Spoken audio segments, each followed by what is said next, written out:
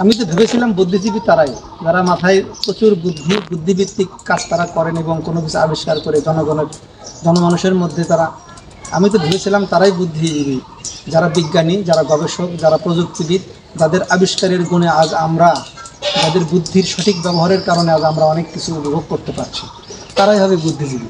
হ্যাঁ, কবি সাহিত্যিকরাও বুদ্ধিজীবী, কিন্তু কবি সাহিত্যিকরা তার ওই মানের বুদ্ধিজীবী নয় যেভাবে বিজ্ঞানীরা বুদ্ধিজীবী হয়ে থাকে। কবি সাহিত্যিকরা যেমন, আমি আমার ক্লাস 8-এ থাকতে একটা কবিতার বই লিখেছিলাম অবসানো, আজও সেই বইটা আমার রয়েছে এবং এটা কিন্তু আমি প্রকাশও করি, মোটামুটি 5বার প্রকাশ করেছি এটা। আর এখনও কিন্তু গল্প কবিতা লিখেই যাচ্ছে। এখন এই গল্প কবিতা লিখলেই যদি বুদ্ধিজীবী হওয়া যায়, তাহলে তো মানুষ বিজ্ঞানী কেমনে হবে, গবেষক কেমনে হবে? আমাদের দেশে বিজ্ঞানী গবেষকদের মূল্যায়ন করা উচিত, যাতে তারা দেশের বাইরে না যায়। তারা দেশের সম্পদ, তারা দেশে থাকলে নতুন নতুন জিনিস আবিষ্কার হবে, যার স্বত্বাধিকারী হবে বাংলাদেশ, এবং বাংলাদেশ সারা বিশ্বে ব্র্যান্ড হবে।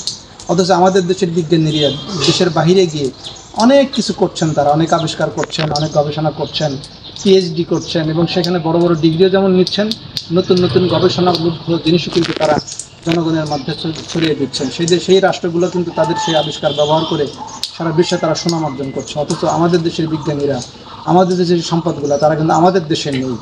আমাদের দেশে কারা আছে? যারা কবি সাহিত্যিক, তাদেরকে আমরা যথেষ্ট মূল্যায়ন করে বুদ্ধিজীবী বলে তাদেরকে বিভিন্ন সময় আমরা বিভিন্ন পুরস্কারে পুরস্কৃতও করছি। অথচ এই সমস্ত বুদ্ধিজীবীদের দ্বারা কিন্তু আমাদের দেশে খুব একটু উপকার হচ্ছে না। হ্যাঁ, কবিতা, সাহিত্য ইত্যাদির মাধ্যমে মানুষের মনের বিকাশ ঘটে, কিন্তু তাই বলে কি আমরা আমাদের ওই বুদ্ধিজীবীদেরকে মূল্যায়ন করব না?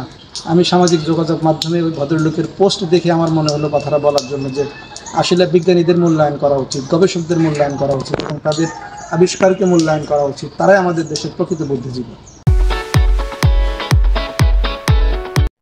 আসলে ওই সমস্ত বিজ্ঞানীরাই আমাদের দেশের প্রকৃত বুদ্ধিজীবী। আমরা তাদেরকে যদি মূল্যায়ন না করি, সঠিকভাবে মূল্যায়ন না করলে, তারা দেশের এই মেধাগুলা দেশের বাইরে চলে যাবে, সেখানে তারা মূল্যায়িত হবে, কিন্তু আমাদের আখেরে কোনো লাভ হবে না। তাই আসুন আমরা আমাদের এই সমস্ত বিজ্ঞানী বুদ্ধিজীবীদেরকে মূল্যায়ন করতে শিখি, এবং তারাই আমাদের দেশের প্রকৃত হিরো, তারাই আমাদের দেশের প্রকৃত বুদ্ধিজীবী বলে আমরা তাদেরকে স্বীকৃতি দিই।